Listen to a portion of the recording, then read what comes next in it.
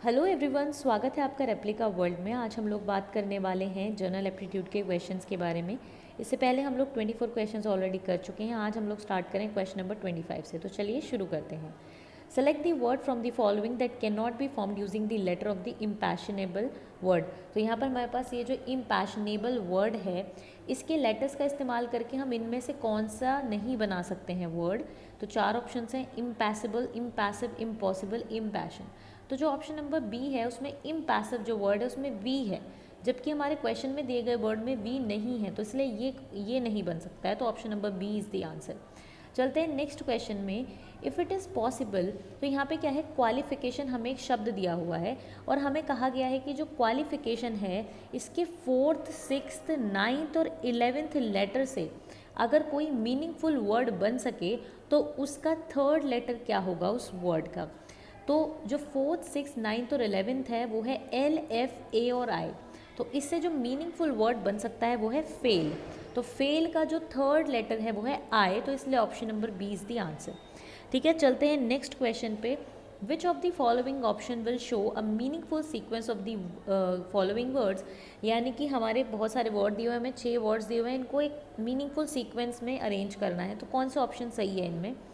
ठीक है, तो यहाँ पर देखो जो ये वर्ड्स हैं, world, country, lady, child, disease, medication, इनके अकॉर्डिंग मुझे सीक्वेंस में कोई भी सेंस इतना ज़्यादा लगा नहीं, पर फिर भी जो सबसे मैक्सिमम सेंस वाला मुझे लगा वो लगा ऑप्शन नंबर सी, जिसमें कुछ इस तरीके से बन रहा है: world, lady, child, disease, country, medication. ठीक है, तो ये मुझे सबसे ज़्यादा सेंसफुल लगा, तो इसलिए ऑप्शन नंबर सी मेरे अकॉर्डिंग इसका आंसर होगा। चलते हैं नेक्स्ट क्वेश्चन पे। Continuous and comprehensive evaluation is, continuous और कॉम्प्रिहेंसिव इवैल्यूएशन जो है वो क्या है। क्या उसमें फॉर्मेटिव नेचर का होता है या सबमिटिव नेचर का होता है या क्रिएटिव नेचर का होता है या फॉर्मेटिव सबमिटिव दोनों नेचर का होता है। तो ये चीज़ हमें पता है कि सीसी पैटर्न में फॉर्मेटिव और सबमिटिव दोनों चीज़ें होती थी, तो इसलिए option number D is the answer. चलते हैं नेक्स्ट क्वेश्चन पे 29। डायरेक्शन इन्वॉल्व्स, डायरेक्शन में क्या क्या चीज़ें इन्वॉल्व होती हैं। Physical factors, financial factors, human factors या नन ऑफ द अबव। तो मेरे अकॉर्डिंग फिजिकल फैक्टर्स इसका होना चाहिए। अगर आपको लगता है कि इसका आंसर ये नहीं होगा तो मुझे कमेंट सेक्शन में बताइएगा। तो ऑप्शन नंबर ए मेरे अकॉर्डिंग इसका आंसर है। अब चलते हैं नेक्स्ट क्वेश्चन पे, जो कि बहुत अच्छा क्वेश्चन है, जो कि डायरेक्शन का क्वेश्चन है।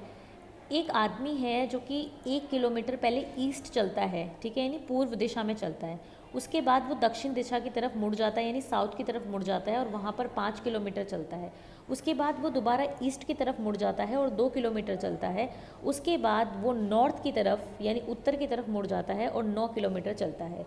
तो अब इसमें हमसे ये पूछा गया है कि अब फाइनली वो जिस पॉइंट पे है तो उस पॉइंट से जो उसका स्टार्टिंग पॉइंट है उसका क्या डिस्टेंस है।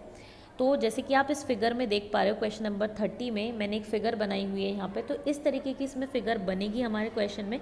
तो हमें यहाँ पे ओ पी बताना है।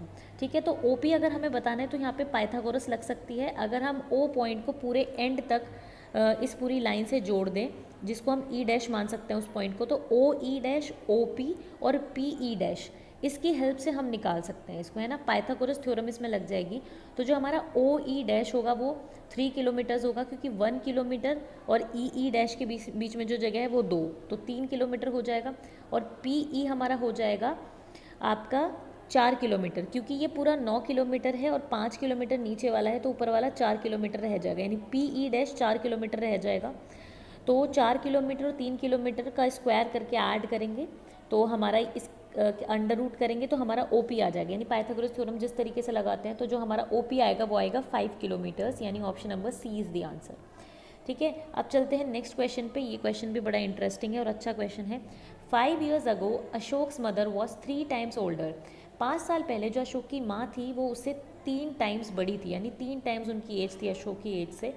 5 साल बाद वो ट्वाइस हो गई अशोक की एज से। ठीक है, तो हमें बताना है कि अशोक आज कितनी उम्र का है, यानी उसकी एज क्या है। यहाँ पे आप देख सकते हैं कि क्वेश्चन किस तरीके से सॉल्व हुआ है। ये 5 साल पहले थ्राइस होगी मदर की एज, तो उस तरीके से हम कर सकते हैं 3 इंटू एज ऑफ अशोक -5, क्योंकि 5 साल पहले की बात चल रही है, is equals to age of Ashok's mother -5। ठीक है, इस तरीके से हमारा एक इक्वेशन निकल के आ जाएगी, जिसको हम मार्क कर सकते हैं as a 1 equation, first equation. फिर 5 साल के बाद ट्वाइस हो जाएगी क्योंकि मदर की एज, तो 2 इंटू एज ऑफ अशोक +5, क्योंकि हमें प्रेजेंट के हिसाब से चलना है ना, तो उस हिसाब से यहाँ पर 5 साल बाद की अगर बात करी जाएगी तो +5 हो जाएगा दोनों के एज में। तो इस तरीके से जब हम इसको सॉल्व करेंगे तो जो हमारा आंसर आएगा वो आएगा 15 ईयर्स। ठीक है, अब यहाँ पे हम अशोक की एज को पी लेट करके चल रहे हैं, तो P = 15 ईयर्स आ जाएगा। तो ये इसका आंसर होगा ऑप्शन नंबर डी। चलते हैं नेक्स्ट क्वेश्चन पे। X Y का बेटा है, Z W की पोती है, जो कि Y का पति है। तो X और W में हमें संबंध बताना है। हमारे पास 4 ऑप्शंस हैं, डॉटर, मदर, सन या फादर। तो जो इसका आंसर है वो है डॉटर। ठीक है, नेक्स्ट क्वेश्चन पे चलते हैं। If the 1 January 2019 was Tuesday, what will be the day on 1 जनवरी 2020। तो अगर 2019 में ट्यूसडे रहा है 1 जनवरी, तो 2020 में 1 जनवरी क्या रहेगा, तो एक दिन आगे बढ़ जाता है, इसलिए इसका आंसर होगा डी ऑप्शन, वेडनेसडे। चलते हैं नेक्स्ट क्वेश्चन पे। जो वर्ड मोरल है, अगर उसको हम 296137 की तरह कोड कर रहे हैं, उसको ऐसे कोड किया गया और चारकोल को हमने 45164913 के कोड किया है, तो कोच को कैसे कोड करा जाएगा। तो आपको हर एक लेटर का पहचान लेना है कि हर एक लेटर को क्या नंबर दिया गया, उस अकॉर्डिंग हम कर सकते हैं। तो कोच को किया गया है 49145, तो आंसर होगा इसका बी ऑप्शन। चलते हैं नेक्स्ट क्वेश्चन पे। Choose the correct alternative to complete the series. अब हम इसमें सीरीज़ को कंप्लीट करना है, करेक्ट ऑल्टरनेटिव चुनना है। तो हमारे पास यहाँ पे फ्लावर्स के नाम दिए हुए हैं एक तरीके से, तो यहाँ पे लिली, डेजी, धतूरा, तो इसमें करना है। तो अब आप सोच रहे होंगे कि इसका क्या लॉजिक है। तो इसका लॉजिक ये है कि लिली जो है उसमें 4 वर्ड्स हैं, 4 लेटर्स हैं, डेजी में 5 लेटर्स है, धतूरा में 6 लेटर्स है। तो हमें एक ऐसा चुनना है जिसमें कि 7 लेटर्स हो। तो जो इसका आंसर है वो है सी ऑप्शन, जैस्मिन। ठीक है, नेक्स्ट क्वेश्चन पे चलते हैं। हमारे पास यहाँ पे 4 वर्ड्स दिए गए हैं, हमें बताना है इनमें से ऑड वन कौन सा है। 4 ऑप्शन हैं, टीचर, प्रिंसिपल, स्टूडेंट, लेक्चरर।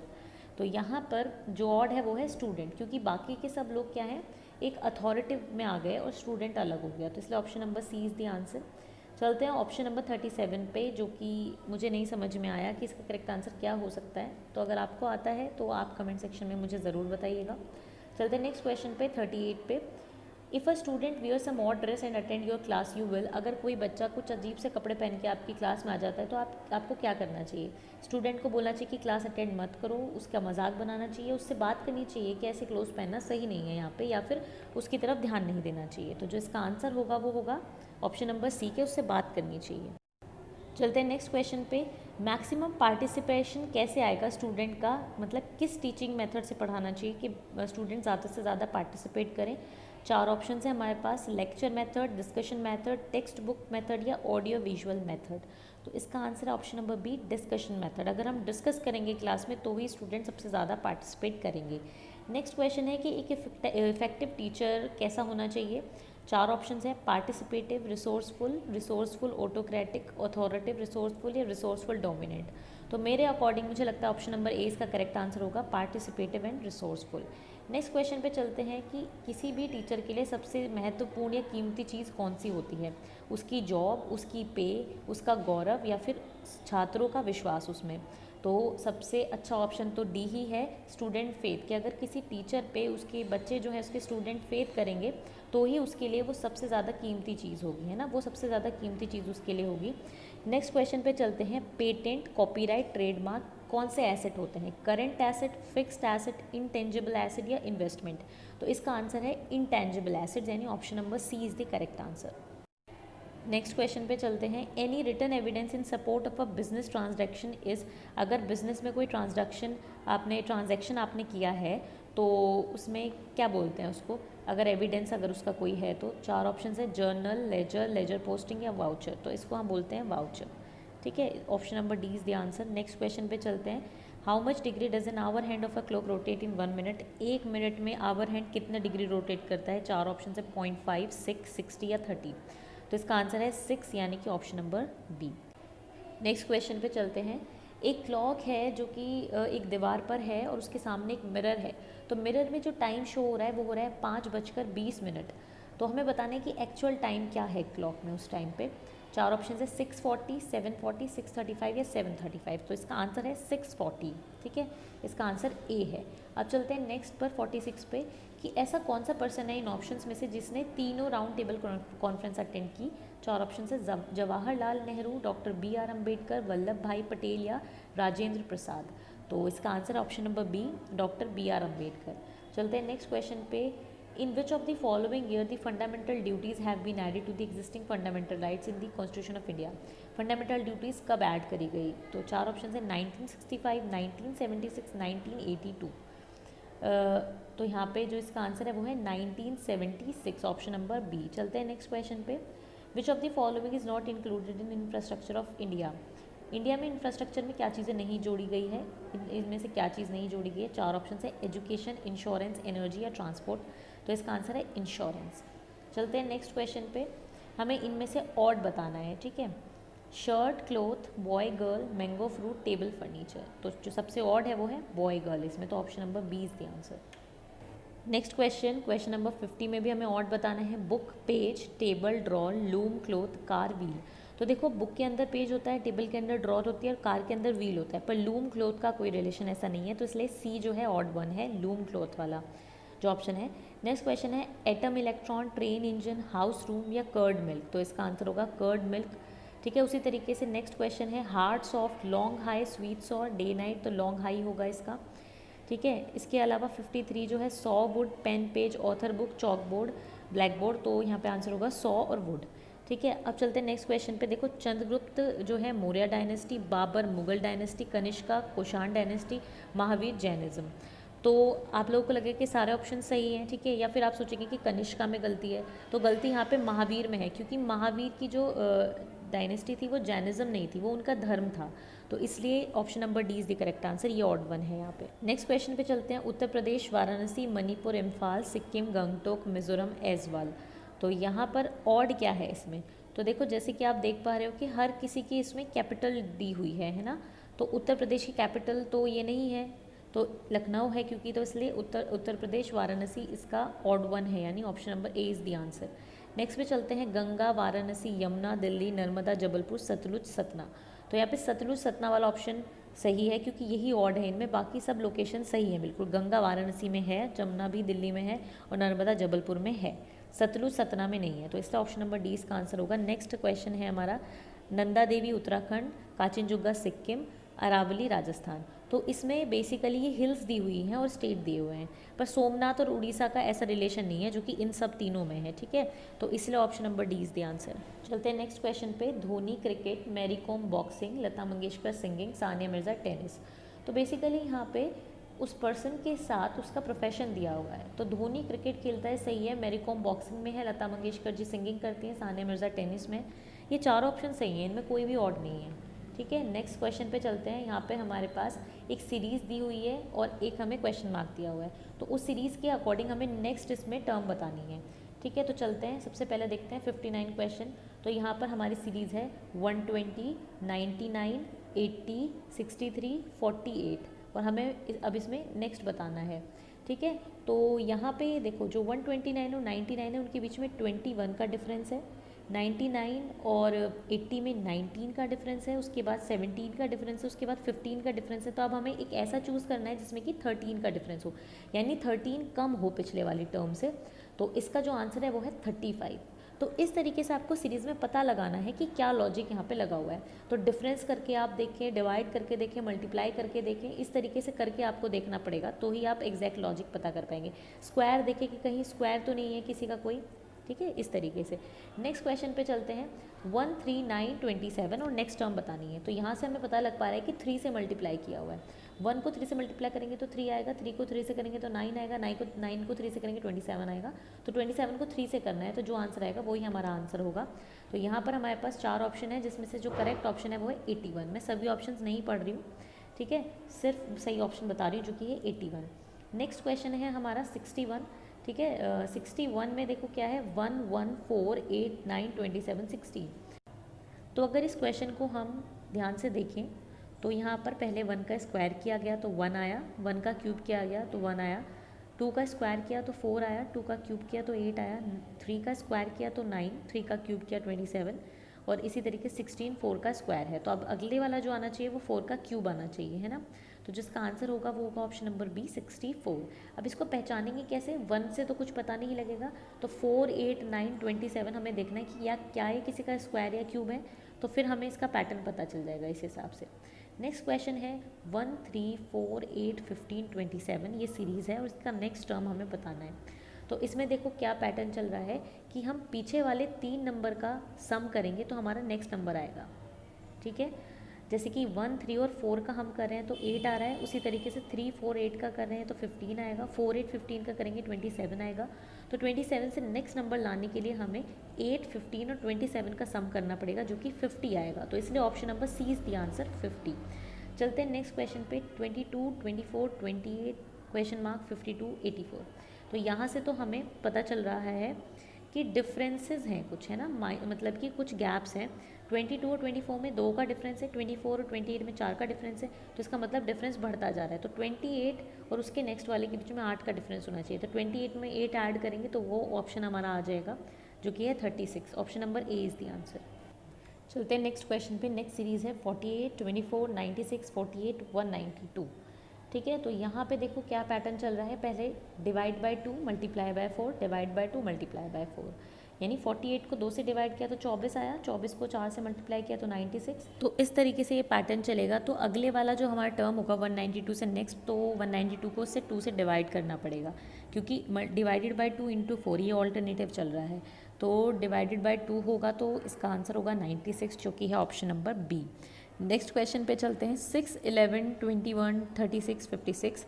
तो यहाँ पर 6 और 11 के बीच में 5 का गैप है, 11 और 21 के बीच में 10 का, 21 और 36 के बीच में 15। इसका मतलब 5-5 गैप बढ़ाते जाने हैं। तो 56 के अगले वाला जो टर्म आएगा तो 56 में हमें 25 ऐड करना पड़ेगा। तो जिसका आंसर होगा वो होगा 81। तो option number A is the answer. Next question पे चलते हैं। 1, 4, 10, 22, 46, ठीक है। तो इस हिसाब से यहाँ पर जो है कि हमें इसमें 2 इंटू 2, 2 इंटू 5, 2 इंटू 11, 2 इंटू 23 इस तरीके से है। तो नेक्स्ट जो इस अकॉर्डिंग टर्म बैठेगा वो हमारा हो जाएगा 94, ठीक है। अब चलते हैं नेक्स्ट वाले पे, क्वेश्चन नंबर 67 पे। 1, 9, 35, 49, 81। तो यहाँ पे आप देख पा रहे हो कि पहले तो 1 का हम बोल सकते हैं स्क्वायर है, नेक्स्ट आप देख पा रहे हो 3 का स्क्वायर, 5 का स्क्वायर। तो इससे हम पहचान गए कि स्क्वायर है, एक एक नंबर छोड़ के उनका स्क्वायर है। 3 का स्क्वायर, फिर 4 को छोड़ दिया, 5 का स्क्वायर, फिर 6 को छोड़ दिया, फिर 7 का स्क्वायर, फिर 9 का स्क्वायर। तो इस हिसाब से 10 को छोड़ के 11 का स्क्वायर होना चाहिए। तो क्वेश्चन मार्क की जगह 11 का स्क्वायर आएगा जो कि है 121। तो option number D is the answer, ठीक है। नेक्स्ट हम चलते हैं कैटेगरी पे। जो नेक्स्ट कैटेगरी है वो है find out the next sequence of letters from the following. तो लेटर्स का सीक्वेंस हमें बताना है। तो इसमें आपको एक बात ध्यान रखनी है कि आपको अल्फ़ाबेट का जो नंबर है वो पता होना चाहिए। हर एक अल्फ़ाबेट का एक नंबर होता है। जैसे ए जो होता है फर्स्ट नंबर पे आता है, बी जो होता है सेकंड नंबर पे आता है, तो उसी तरीके से होता है। ये मैं आपके साथ शेयर कर देती हूँ। तो ये हमारा अल्फ़ाबेट का नंबर का चार्ट है। इसके बिना ये अल्फ़ाबेट के क्वेश्चंस बिल्कुल नहीं हो सकते। तो ये आपको याद होनी चाहिए पोजीशंस, ठीक है। अगर ये पोजीशंस आपको याद होंगी तो आप कर सकते हैं इन क्वेश्चन को, अदरवाइज़ नहीं कर सकते। इन पोजीशन को अब याद कैसे करना है, तो आप यूट्यूब पे कोई भी शॉर्ट ट्रिक देख सकते हैं इनको याद करने की, आपको मिल जाएगा। ये रीजनिंग का पार्ट है, तो जो भी लोग रीजनिंग पढ़ाते हैं यूट्यूब पे आप उसके अकॉर्डिंग देख सकते हो, वहाँ पे आपको आराम से मिल जाएगी इसकी शॉर्ट ट्रिक, ठीक है। तो अब हम लोग चलते हैं इसमें आगे देखते हैं। तो इसके क्वेश्चंस करते हैं हम लोग। तो क्वेश्चन नंबर 69 से लेकर 75 तक हमें नेक्स्ट जो मिसिंग लेटर का सीक्वेंस है वो बताना है। तो 69 हमारा क्या कहता है। 69 में हमारे पास A, B, D, G, K ये 4-5 दिए हुए हैं। नेक्स्ट बताना है। ऑप्शन है N, O, Q, P। तो बात आती है कि इसमें लॉजिक क्या है। तो लॉजिक क्या है इसमें कि A की पोजीशन फर्स्ट है, B की सेकंड है और D की फोर्थ है, G की सेवन्थ है और K की 11th पोजीशन है। तो यहाँ पे आप देख रहे हो कि फर्स्ट और सेकंड के बीच में तो कोई भी गैप नहीं है। सेकंड और फोर्थ के बीच में 3 को नहीं लिया गया, यानी थर्ड वाले लेटर यानी सी को ड्रॉप कर दिया गया। उसके बाद डी और जी में 5th और 6th पोजीशन वाले लेटर को ड्रॉप किया गया और जी और के में 8th, 9th और 10th वाले को ड्रॉप किया गया। तो इसका मतलब के और जो नेक्स्ट वाला आएगा उसमें 4 लेटर्स को ड्रॉप करना पड़ेगा जो कि होंगे 12, 13, 14, 15 इनको ड्रॉप करना पड़ेगा और 16th वाला आएगा। तो 16th वाला इसका आंसर होगा जो कि है पी। 16th पोजीशन पे आता है पी, इसलिए पी इसका आंसर है। चलते हैं नेक्स्ट क्वेश्चन पे जो है question number 70। AC, BD, CE, DF, EG इनका नेक्स्ट वाला हमें बताना है। 4 ऑप्शन हैं हमारे पास। तो यहाँ पर इसका लॉजिक क्या होगा, जो A और C है, ठीक है, वो फर्स्ट और थर्ड पोजीशन वाले हैं। फिर जो B और D हैं वो सेकंड और फोर्थ वाले हैं। C और E 3 और 5 वाले हैं। D और F 4 और 6 वाले। तो यहाँ पे आपको +1 करना है। देखो ए वाली पोजीशन में आप +1 करेंगे तो सेकंड आ जाएगा, तो यानी बी आएगा। ऐसे सी में एक ऐड करना है तो डी आएगा, मतलब सी हमारा 3 है, इसमें एक ऐड करेंगे तो 4 हो जाएगा, तो फोर्थ पोजीशन पे कौन है, डी है। इसी तरीके से एक एक ऐड करते जाना है। जैसे नेक्स्ट अगर बी डी के अगले वाला क्या है हमारा सी, तो हमने बी वाली पोजीशन में 1 ऐड किया तो 3 आया, तो यानी सी आएगा, और डी में एक ऐड किया तो ई आएगा। तो यानी कि +1 करते जाना है दोनों टर्म्स में। नेक्स्ट जो हमारा क्वेश्चन है वह है question number 71। A B E B C F C D G और क्वेश्चन मार्क और ई एफ आई हमें इसमें बीच में बताना है। तो जो इसका हमारा आंसर है या जो हमारा इसका लॉजिक है वो है, पहले ए की पोजीशन फर्स्ट है और बी की सेकंड है और ई की फिफ्थ है, ठीक है। और इसी तरीके से हमारे नेक्स्ट में भी बी की पोजीशन सेकंड, सी की 3 और एफ की 6। तो आपको +1 +3 करना है। ए की जो पोजीशन है वो है 1, बी की है 2 और ई की है 5। तो यानी 1 में 1 ऐड करेंगे तो 2 आएगा, और 2 में 3 ऐड करेंगे तो 5 आएगा, है ना। तो इस तरीके से ये हो सकता है। तो हमें बी सी एफ के बाद जो नेक्स्ट है सी डी जी, सो सी डी जी से नेक्स्ट हमें बताना है, ठीक है। तो सी डी जी में सी का है 3, डी का है 4, ठीक है, इस तरीके से है। तो यहाँ पे जो नेक्स्ट होगा इसका आंसर वो होगा डी ई एच, क्योंकि सी से नेक्स्ट वाला हमारा डी है। अब डी में एक ऐड करेंगे तो हमारा 5 आएगा जो कि ई है, और 5 में 3 ऐड करेंगे तो 8 आएगा जो कि एच है। तो इसलिए डी ई एच इसका आंसर होगा, ठीक है। अब हम चलते हैं यहाँ पे, अब हम चलते हैं नेक्स्ट क्वेश्चन पे जो है 72। A Z N B Y P C X R D W T, ठीक है। इसमें हमें नेक्स्ट टर्म बतानी है। तो जो इसका सीक्वेंस है या जो इसका होगा लॉजिक वो ये है कि ए हमारा फर्स्ट है, जेड हमारा 26 है और एन हमारा 14 है। तो अगर हम इसमें नेक्स्ट टर्म पता लगाने तो रिलेशन पता होना चाहिए। देखो जो बी है वो 2 है, वाई 25 है और पी 16 है। इसी तरीके से सी जो है 3 है, एक्स 24 है, आर 18 है। तो यहाँ पर आप देख पा रहे हो कि फर्स्ट वाली टर्म अगर पता करनी है, जब हम 1 में 1 ऐड करेंगे तो हमारा 2 आएगा जो कि हमारा बी होगा नेक्स्ट टर्म का पहले वाला लेटर। उसके बाद हमें नेक्स्ट टर्म का अगर सेकंड लेटर पता करना है तो पहले टर्म के लेटर में -1 करना पड़ेगा। तो 26 में -1 किया तो 25 आएगा जो कि y की पोजीशन है, तो इसलिए y आ गया। उसके बाद फिर जो अगर थर्ड वाला पता करना है तो पहले वाली टर्म में जो थर्ड वाला है उसमें 2 प्लस करने पड़ेंगे। तो n जो है हमारा 14 था, उसमें 2 प्लस किए तो 16 हो गया जो कि p आ गया। तो इसलिए ए जेड एन के बाद BYP आया। तो इसी लॉजिक से हमें जो नेक्स्ट वाला है इसका वो बताना है, ठीक है। तो जो नेक्स्ट वाला है DWT के बाद उसकी पोजीशन जो होगी वो होगी 5, 22, 22, क्योंकि D है हमारा 4, ठीक है। तो इससे नेक्स्ट वाला 5 होगा यानी E होगा। W के नेक्स्ट वाला क्योंकि -1 इसमें करना है तो 22 होना चाहिए, क्योंकि W की 23 होती है तो V आएगा। अब T जो है उसका 20 है तो T के नेक्स्ट वाला 2 आगे होने चाहिए, यानी 2 ऐड करना है तो 22 जो कि V होगा। तो इसलिए EVV इसका आंसर होगा ऑप्शन नंबर सी। चलते हैं नेक्स्ट क्वेश्चन पे 73 पे। EDBA KJ HG QP NM, इससे नेक्स्ट बताना है। तो इसका लॉजिक क्या है, जो हमारा E है वो 5 है, D जो है वो 4 है, B जो है 2 है और A जो है 1 है। E की इनकी पोजीशन है। नेक्स्ट वाले की देखें तो K की 11 है, फिर 10 है, फिर 8 है, फिर 7 है। तो इसमें आप देख रहे हो कि एक एक को ड्रॉप किया गया है ना। जैसे 5 4 है, फिर 3 को ड्रॉप कर दिया गया, 2 1 हो गया। 11 10 है तो उसमें हमने 9 को ड्रॉप किया और 8 7 हो गया।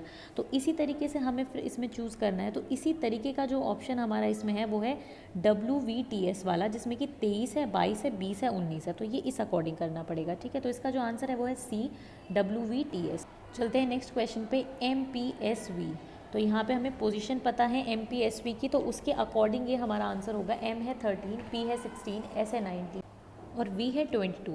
तो आप देख पा रहे हो 13 के बाद 16 है, यानी 13 में 3 ऐड करेंगे तो 16, 16 में 3 ऐड करेंगे तो 19, 19 में 3 ऐड करेंगे 22, यानी कि नेक्स्ट टर्म पता करने के लिए हमें 22 में 3 ऐड करना पड़ेगा। तो V की पोजीशन है 22, इसमें 3 ऐड करेंगे तो 25 आएगा जो कि Y है।